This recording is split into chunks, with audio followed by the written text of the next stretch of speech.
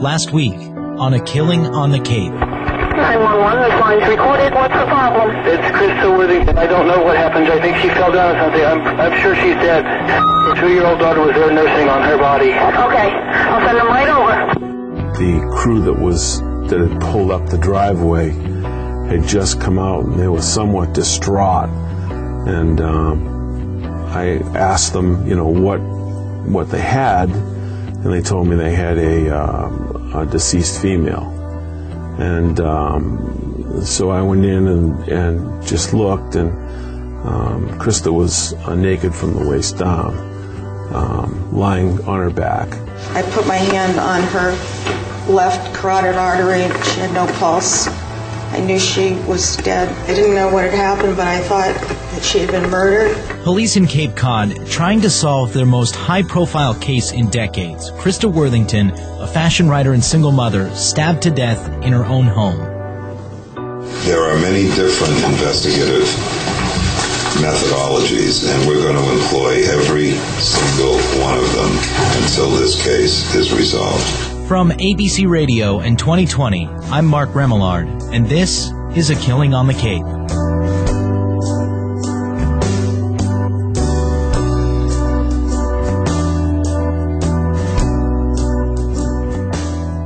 The investigation into Christa's murder would see a long list of potential suspects, a number of dead ends, and a community growing frustrated that the killer hadn't been caught. State police investigators took over the investigation on the night Christa's body was found, January 6, 2002, and immediately they believed this was not a random murder, but someone who knew Christa or knew how to find her. After all, it was winter time, so the tourists are gone from the Cape, and the population in places like Provincetown and Truro dropped to just a few thousand people. Christa was killed in her home, which is hidden down a long driveway. In the summer, with the trees and flowers in bloom, you can't even see the place from the street. Depot Road is also not a place that random people typically drive down.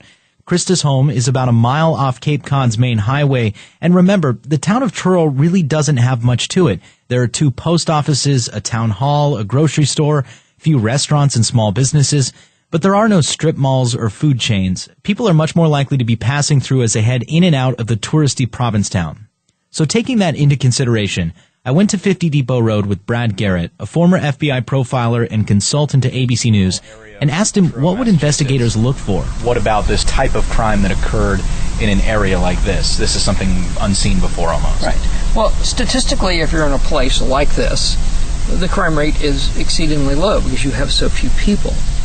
However, because of the isolation factor of how many people live here, including Christa and this long driveway up to a house, how did somebody know to come here?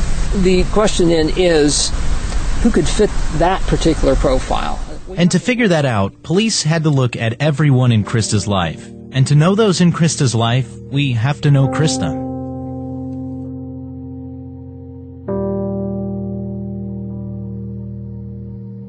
She was glamorous in a certain way, even though everybody says Christa would hate that word, that she wasn't glamorous. But she had that glam factor, being somebody who worked in New York and Paris and was part of the fashion industry.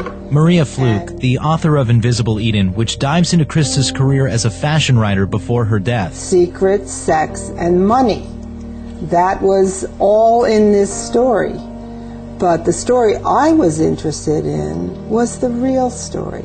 Who was Christa Worthington? Christa Worthington had been a student of mine in a writing class at the Fine Arts Work Center in 1996. And she was an independent, idiosyncratic, eccentric, professional person.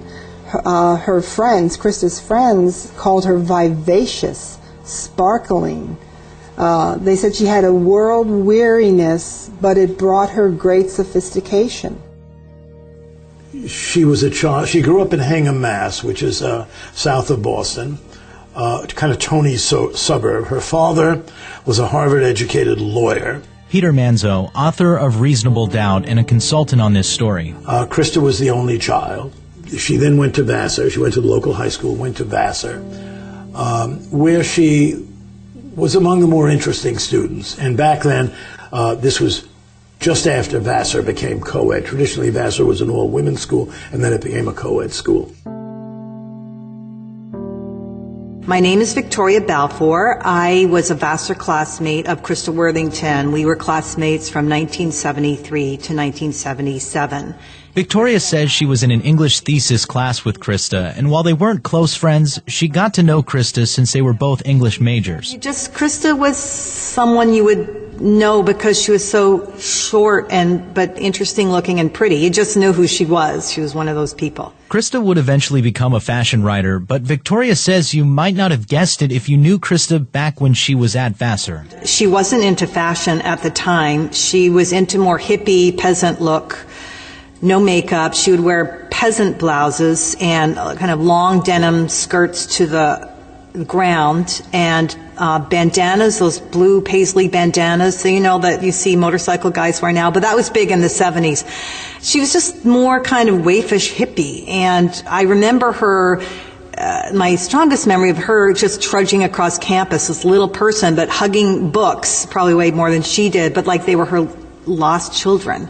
And that is one thing that is always consistent with every description of Christa I've ever heard. She loved books. But she was brilliant in class. I mean, she was one, I know she graduated with honors, but Christa was, our thesis was British literature and Irish literature, like James Joyce, Yeats, and it was very, esoteric, if you ask me. And our professor was kind of an Anglophile, but she, and I think Christa was too, but she could come out with things that were, like, where did she get that? She was very bright in kind of an academic way, very thoughtful and insightful, and we would all look at her like, wow. And I'm not just saying that because she really was very smart. After college, Christa moved to Manhattan, where she began her writing career. The world of fashion writing in a city like New York seemed a natural fit for Christa, according to Peter Manzo. And Christa always, as best I know, was drawn to not the high life,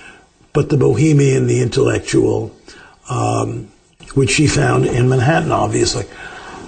She worked for the New York Times, she worked for Elle magazine, she worked for W, Women's Wear Daily. As a matter of fact, she spent a year and a half, closer to 2 years maybe, in Paris.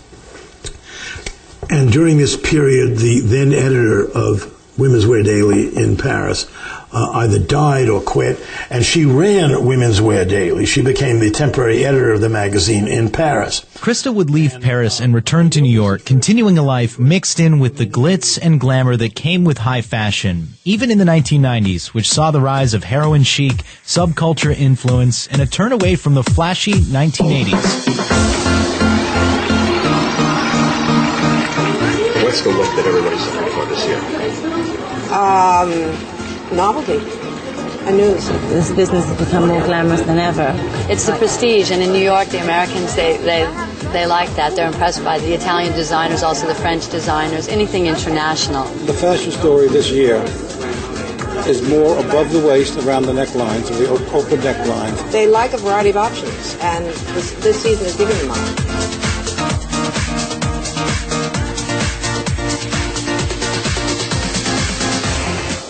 My name is Eli Gottlieb. I'm a writer and novelist, and I met Christa when we were editors together at Elle magazine in probably 1990. The French were still running the magazine, and because the French were running the magazine, it was kind of an ongoing party disguised as a publication. And there was a lot of extracurricular fun. Christa seemed to know a tremendous amount of celebrities. It wasn't anything that she was too ostentatious about, but it was clear that she was really wired in, whether it was... And she always used to have the latest gossip. But while New York fashion writing in the 1990s meant a fast-paced life, Eli says Christa never took her writing for granted. She sweated over her writing. She did not take it lightly. She took it extremely seriously, and she turned out very elegant prose. It wasn't always on, weighty subjects. It wasn't about world peace or global disarmament. It was usually about, the latest desert boot or culotte trend, but it was well done. She was a good writer. Christa published 3 books with Chic Simple. Author Maria Fluke. One of them was this little book called Scarves, and I'd love to read you a couple little passages from this book, which I totally enjoy. The headscarf. The headscarf reveals as it conceals. Since the 15th century, when the Catholic Church decreed that the Virgin Mary conceived through her ear, wrapping the head has been a show of feminine chastity with built-in provocations.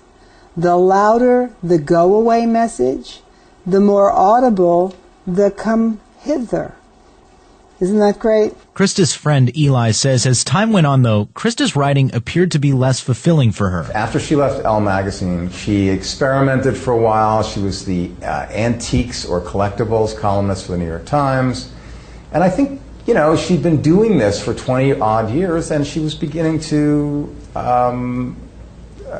lose a little bit of interest and beginning to look for deeper fulfillment in life. For all her brilliance and success, Eli says Christa's personal life was filled with one tumultuous relationship after another. Christa's love life was a mess. There's no other way to describe it. She was perennially in search of a guy and perennially unable to happily settle down with anybody.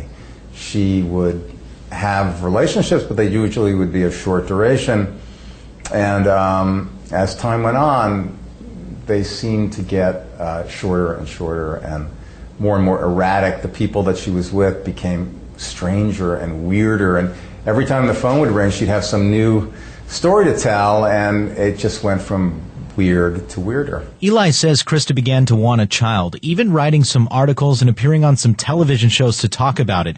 This is from her appearance on The Lisa Show. Trying to figure out how to be the best parent to your child given that there is no father. Christa, at one point, decided to go public with her quest to have a child. And she wrote an article in Harper's Bazaar, I think it was, called something like, Do I Dare? And it was, Am I selfish to try to have a child in vitro at age 40? The answer that came back from the audience of the television show she did, as I recall, was, yes, you are. She was booed and hissed. And she didn't really seem to mind. She thought it was all quite funny. I think she was a bit shocked at the time. But I think in the end, she found it hilarious, their reaction. With fruitless relationships and her biological clock winding down, so to speak, Eli says Christa began looking for a change. So in the summer of 1997, she left New York and moved to Cape Cod, where she had spent summers as a child and where her family has a number of properties. The first place she moved into was a small, almost shack-like home that was owned by her grandmother. It was right on Pamet Harbor, just down the road from the house at 50 Depot Road, where she would eventually move.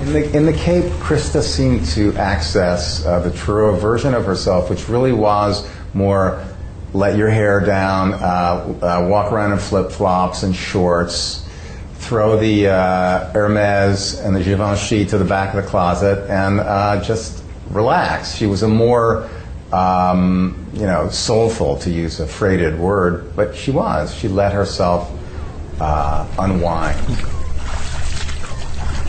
Pamet Harbor is picturesque Cape Cod. The inlet is surrounded by beautiful sand dunes, and Pamet Marsh is where people go swimming, kayaking, or paddleboard. And in the evening, the sun sets out over Cape Cod Bay with vibrant oranges, yellows, and deep purple colors. It's a very relaxing place, but it can get busy at times. Christa's shack was right next to the parking lot for the harbor, where everyday pickup trucks arrive with trailers carrying fishing boats that pass out of the harbor and into the bay. And according to Maria Fluke, Christa would get upset that people would leave their boats in front of her house, but her complaints about it led to one of the most important relationships in her life. She used to like to go and talk to the harbor master. She often had complaints about people leaving their boats right in front of her door and all kinds of problems. And that was the first time she noticed Tony Jacket, and Tony Jacket came in and talked to Warren, and he met Christa, she noticed him because he was very handsome. He's got black curly hair and a beautiful golden complexion, and he's very, very appealing when you first meet him because he's wide open and he's friendly. And he noticed her too. And within several weeks' time, they took a liking to one another. Tony Jackett was the Shellfish Constable of Provincetown and Truro. It was his job to enforce fishing laws and make sure people had the proper licenses when they fish. Well, apparently not long after they met, Tony had just gotten a pair of rollerblades. And in the most 90s way of strutting your stuff I've ever heard, he skated around in the parking lot in front of Christa, which caught her attention. She found him in the parking lot rollerblading back and forth in front of her. And this is a 50-year-old guy on rollerblades, rollerblading in front of Christa. And before you know it, he was going over to her house for tea, and then of course it became a little deeper. One small problem? Tony was married, and he and his wife Susan have 6 kids together. Right now we're pulling up to the house of Tony Jackett.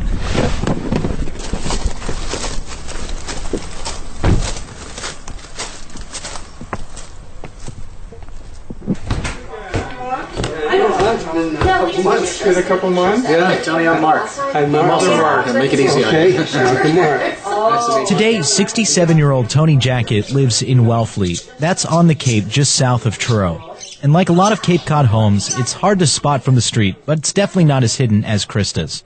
Tony still lives with his wife Susan. So that's the story behind that. Can you describe it for me? What are we looking at? Well, this is my boat. I had it more than 20 years, Josephine G. And, on the wall near the kitchen of his home is a black and white picture of Tony in his boat. He must have been in his late 30s at the time. You can see that he's weathered tan with curly hair. His bleach white teeth stand out as he smiles back towards the camera. The way Tony explains the affair is very one thing led to another. Well, it was when I first met her, it was summer of 1997. And then as I got to know her a little bit, I think there was a time that she asked me to help her do something up at her house, and I think it was to move her, like a dory that she had. Mm-hmm. And that was when I got to be more friendly with her. It seemed to me that I went over to her house and was having a cup of tea. And then the next thing you know, we were in bed. It was probably easy to go back the second time. But, I didn't really see her a whole lot. It wasn't really, it's a small town.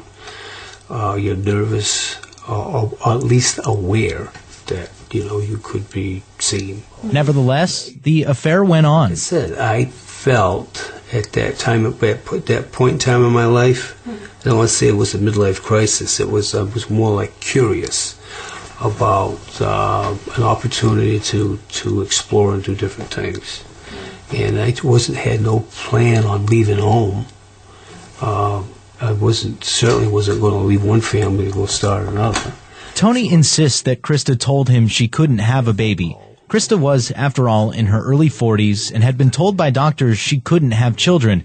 But against the odds, and to Tony's shock, Christa got pregnant. She tells me that I think you should sit down. I have something to tell you, and I'm pregnant. So I'm thinking,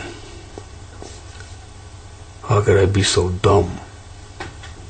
And I remember that it was like, well, okay, so what do you want?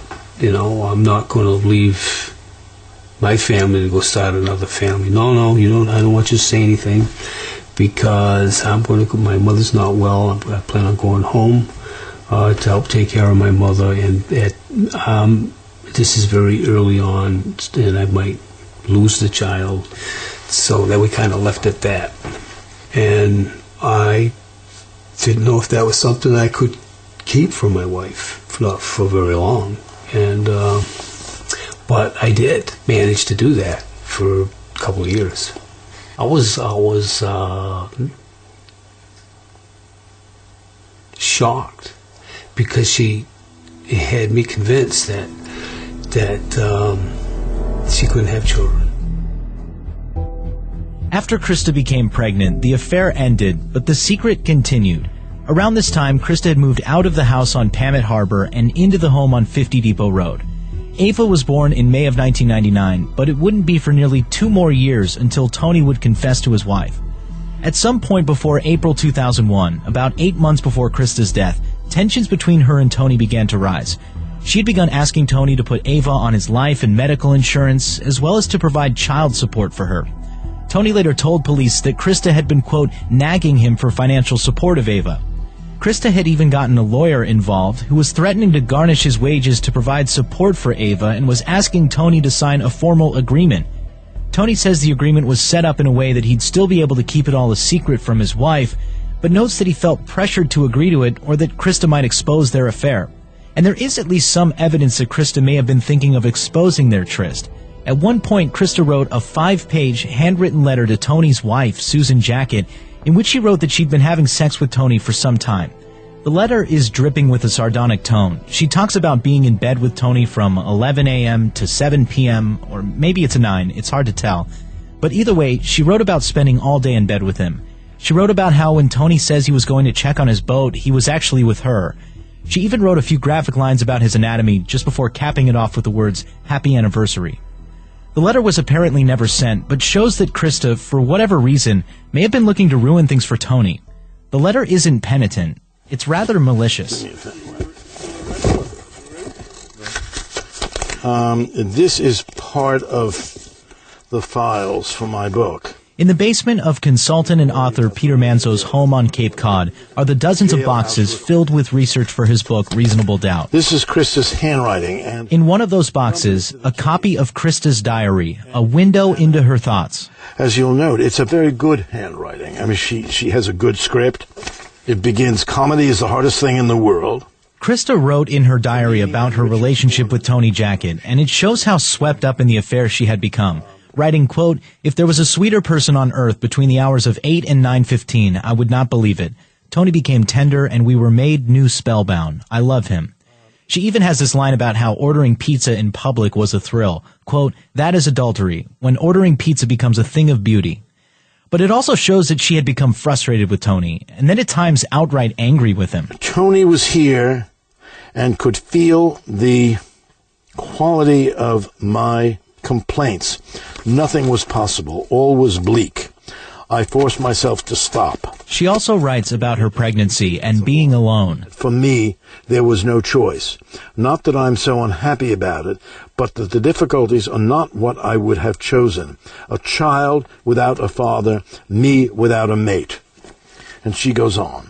At another point, she writes that she'd come to resent Tony, apparently telling him how depressed and how unnatural it was to be pregnant and alone. To which she writes Tony said he hadn't completely abandoned her.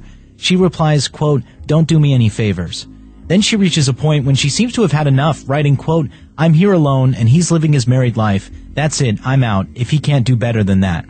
Despite her frustration, though, Christa wouldn't be the one to expose the affair, which Peter Manzo says was actually no secret to practically anybody in Truro, save for Tony's wife, Susan. Child was born, what, in 2000? Late 99? So she did not know up to that point. But everyone else in town knew. This was the incredible thing. In Trooper Christopher Mason's report, Susan even tells him that she was apparently the last person to find out that Tony had been sleeping with Christa. She'd only find out about it after Tony says he couldn't live with the secret anymore, nor could he live with what he told Trooper Mason was the power that Christa had over him. And that's when he decided to come clean. When I told her the news, and it was like, you feel like you could almost do anything else, be on a boat that just sunk in a big storm and hope you could swim the shore, then tell her that. But she was in a state of shock, and then she felt like, I got to get out of here, and she actually drove into town in tears and told her dad while she's banging on the door. And he's coming to the door, and it's because I don't think it was that late, but he went to bed early. And Dad got this awful news, and he said, well, what is it? And she told him, it's Tony, he had an affair and he had a baby. And he's like, Christ, is that all? So I think that kind of, calmed it down a little bit. So I think as she thought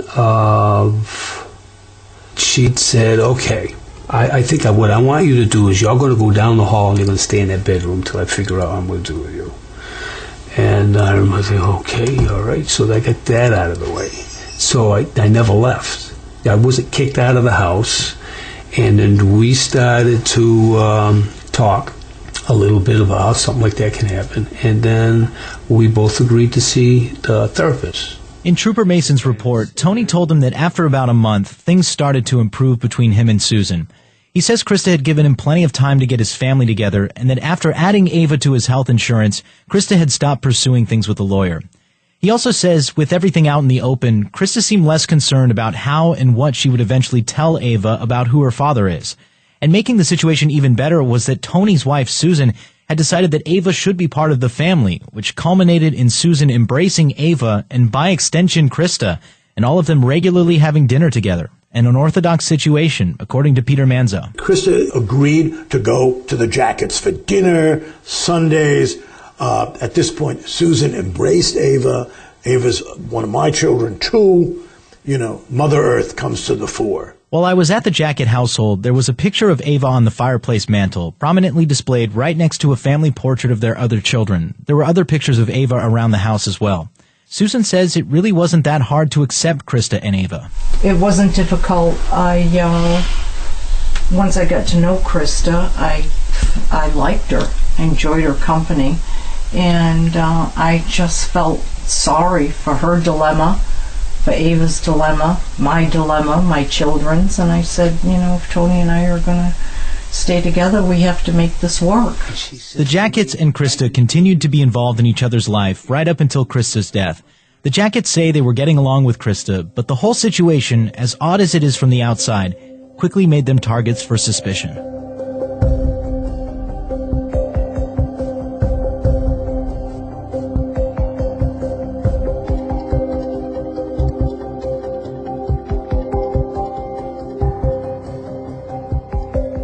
On January 6, 2002, after Tim Arnold had found Christa's body, Tony and Susan were called to come over to Christa's uncle's house, where the rest of the Worthingtons had gathered. I didn't know that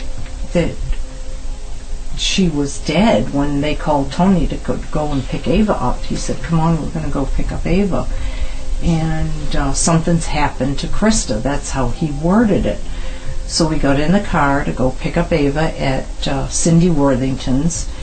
And I said, is Christa in the hospital? Did she fall? Is she okay? How long will we have Ava? He said, Susan, she's dead. I just couldn't believe it. I was in shock. Well, I couldn't believe it either, man. That's why I was in shock. Say it, but a couple of weeks earlier... He couldn't even bring himself to say it. A couple of weeks earlier, here we are at a mutual friend's house. At a solstice. At a winter solstice party, which has been, say, December 21st, and say that weekend of January 6th was when we got the news. But I'm thinking, I can't believe that I was still married, and that Christa and Susan we were sitting together. And I remember I was shucking oysters, little thinking that 2 weeks later, my feeling so lucky turned upside down, because now I don't think I was aware of me being a suspect initially. At Christa's uncle's house, Tony would be interviewed by Trooper Christopher Mason and asked about where he'd been that day. Mason wrote that Tony told him he was at Pamet Harbor in the morning, that he'd driven past Christa's on his way out, and went to Provincetown where his son had been shellfishing with a friend. He later went to his father-in-law's and watched some of the Patriots game, left to go home to eat dinner, and then he received a call from Christa's friend, Francie Randolph, telling him that Christa was dead. Mason also asked Tony about where he was Friday and Saturday as well. Since Christa's body was already stiff when paramedics arrived, investigators believe she'd been dead for some time. Mason's report noted that on Friday, Tony told him he and Susan had gone to see the Royal Tenenbaums at Cape Cod Mall Cinema in Hyannis, and then on Saturday they had gone to see A Beautiful Mind at Wellfleet Cinemas, just south of Truro. Trooper Mason later checked with the theaters and wrote that there were, in fact, showtimes for when Tony said he and Susan were at the movies. Can't believe they would suspect you, and so we were questioned quite a few times. And now I remember there was 2 movies. This is when we'd go to the movies together. I'm the one that goes to the movies, and she doesn't do that anymore. But we went and we saw the Tenenbaums. I love that, Gene Hackman, and the other ones was Russell Crowe and Beautiful Mind. Yes. So that weekend, and then we had people that we knew, that we saw in the movie theater, that they, we could account for our time. So, but even though they didn't, or was reluctant to rule me out, they would say, we can't rule him in, we can't rule him out. And it kind of stayed like that. And it was going to stay like that until they made an arrest. It would be 3 years before that would happen, though. So during that time, Tony and Susan Jackett say they endured sideways looks from some in the community who thought they might have been involved. One of those who became suspicious of them almost immediately was the EMT, George Malloy, who took Christa's daughter Ava away from the scene. Malloy says while they were all at Christa's uncle's house on the night they found Christa's body, Susan made what Malloy called offensive comments about Ava. And Jackett's wife said to me, don't listen to anything this little girl has to say. She's a liar. And I'm thinking to myself, what the? And I just found that to be extremely offensive when you're talking about a 2-year-old, calling a 2-year-old a liar. Because at this point, you've got a dead woman who he's had an affair with, okay? All right? You've got his wife in front of me telling her that the 2-year-old is a liar. I suspected him as a suspect, the first suspect, and then her as the second. This, of course, doesn't mean Tony or Susan had anything to do with Christa's death, and they have both always denied any involvement. But as George Malloy says, the situation between the Jacketts and Christa, coupled with Susan's alleged comments, made him question whether they were involved. While we were at Tony and Susan's house, I asked Susan about what George told us. We just wanted to hear it from you guys. Allegedly, George Malloy had said, or heard you say, Susan, that you don't listen to Ava, she's a bleeping liar. We just want to hear your response to that. Okay. George was sitting on the floor. I felt like I couldn't even get near her, and I was afraid she would reject me, being how she was, she's with who she's with. So I just stood there and I was kind of chatty, and I said, I came to pick up Ava, and would you like to have a bath, Ava? And I said once in a while she'd tell me that she didn't like to take baths, and her mother said she actually loves baths, but sometimes she tells fibs. And I was just trying to kind of make light conversation, and that somehow or other, I don't know how that got twisted around, that I said she was a liar, not to listen to what she said. I was just trying to make conversation, how she's little and she really loves baths, but she'll say she doesn't like them, and her mother said she tells fibs sometimes, and I don't know how that got misconstrued, but that was so untrue that I said that child was a liar. She was a baby. She didn't even know to tell lies. It's not clear if any of this ever weighed on Trooper Mason or Sergeant William Burke. It's not clear if they ever even heard about Susan's alleged comments. But after interviewing nearly every member of the Jackett family, as well as dozens of other people close to them and Christa, police knew about the friction between Tony and Christa before he told his wife about the affair. And then there is that letter, the one that Christa wrote that would have exposed the affair and was apparently never sent. As Peter Manso says, it was written with intention. I mean, this was a letter written by one woman to another, meant to hurt, to injure. And the cops took this letter, and they said, hey, maybe this is why Susan killed Christa. Not because she got the letter, but because this letter encapsulated some of the elements, the emotional elements of what was going on here. Police looked at Tony and questioned both him and Susan several times in the months after the murder, even asking both of them to take polygraphs, during which they were asked questions such as, did you stab Christa? Do you know who stabbed Christa? And in both tests, the state troopers who administered them wrote, in his opinion, there was no deception found.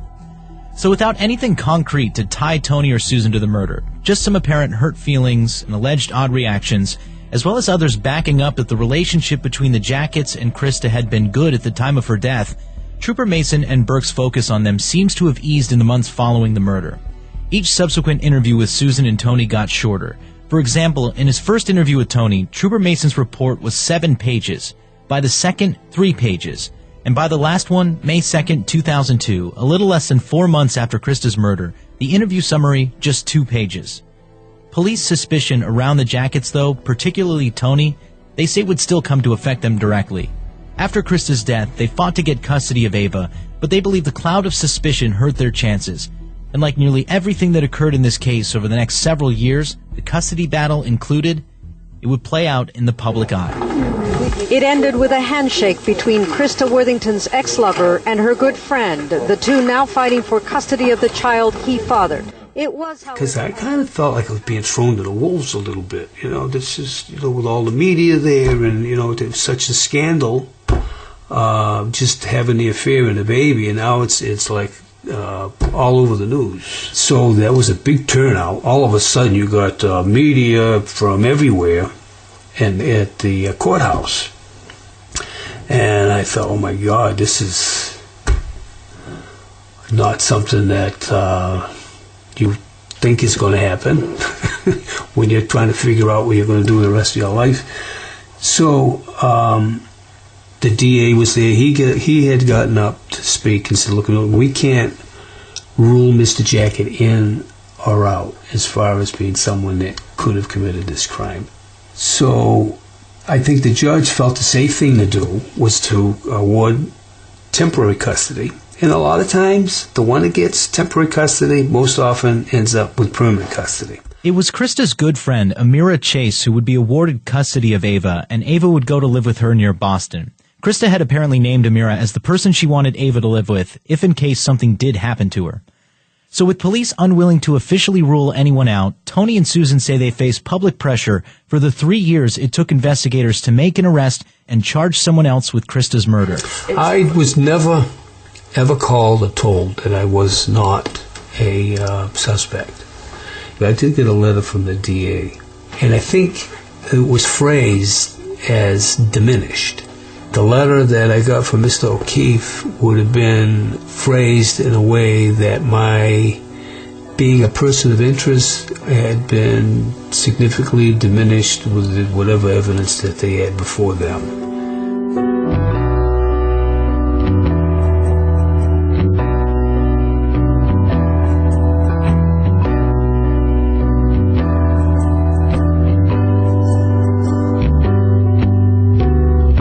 Next time, police expand their radius, looking at others in Christa's social circle, even her own father. So it was shocking when people learned after Christa's murder that he was involved with a heroin addict, rent girl, but Christa knew about this prior to her murder and was quite worried. And with the dead ends mounting and the public watching, authorities would soon expand their search for the killer to the whole town of Truro. It drew national attention because police tried to find the killer by asking every man in the small town to submit DNA. I'd like to see the murderer be found, but to invade everybody's privacy in the town is just a bit ridiculous. You know what I mean? And I feel as an American citizen, it's just wrong. So I think he felt the pressure to solve this, also because it was such a nationally publicized case. This is not just a little Cape Cod murder. It suddenly involved New York, Los Angeles. The whole country was watching. The reason this case is so complicated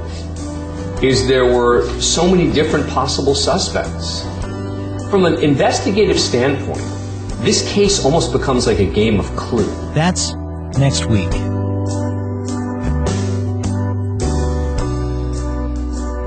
A Killing on the Cape is a production of ABC Radio, 2020, and ABC News Digital.